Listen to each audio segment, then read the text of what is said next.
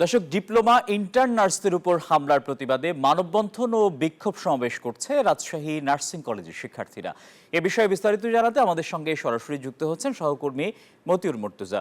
মুর্তজা, বিক্ষোভ সমাবেশ থেকে কি বলছেন নার্সিং কলেজের শিক্ষার্থীরা?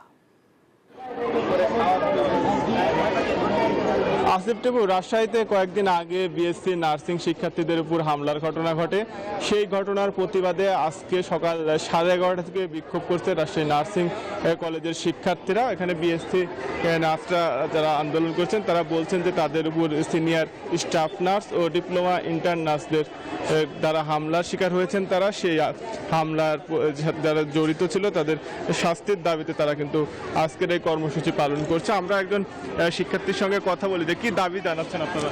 আপনারা সকলেই অবগত আছেন যে গত 13 মে রাজশাহী মেডিকেল কলেজ হসপিটালের কতিপয় স্টাফরূপী সন্ত্রাসী এবং ডিপ্লোমা ইন্টার্ন নার্সরা আমাদের বেসিক বিএসসিদের উপর রাজশাহী নার্সিং কলেজের মেইন গেট এবং হোস্টেলের গেট ভেঙে যে অতর্কিত বর্বরচিত হামলা চালায়, তারই পরিপ্রেক্ষিতে আজ সারা বাংলাদেশের প্রকৌশলী কৃষিবিদ আমাদের বেসিক বিএসসিদের সাথে একত্রতা পোষণ করে সম্মিলিত মানববন্ধন এবং বিক্ষোভ কর্মসূচি পালন করছে।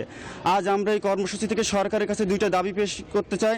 আমাদের প্রথম দাবি, যে সকল ডিপ্লোমা স্টাফরা আমাদের উপর অতর্কিত বর্বরচিত হামলা চালিয়েছে তাদেরকে সরকারি চাকরি থেকে বরখাস্তপূর্বক তাদেরকে দৃষ্টান্তমূলক শাস্তি স্থাপন করতে হবে। ধন্যবাদ আপনাকে। উনি যেমনটি বলছিলেন যে বিএসসি নার্সদের উপর হামলার সাথে যারা জড়িত তাদের শাস্তি নিশ্চিত করার দাবি জানিয়েছেন এবং জড়িতদের সরকারি চাকরি থেকে বরখাস্ত করার দাবি জানিয়েছেন। এই ছিল রাজশাহী থেকে সর্বশেষ। আসিফ টিপু।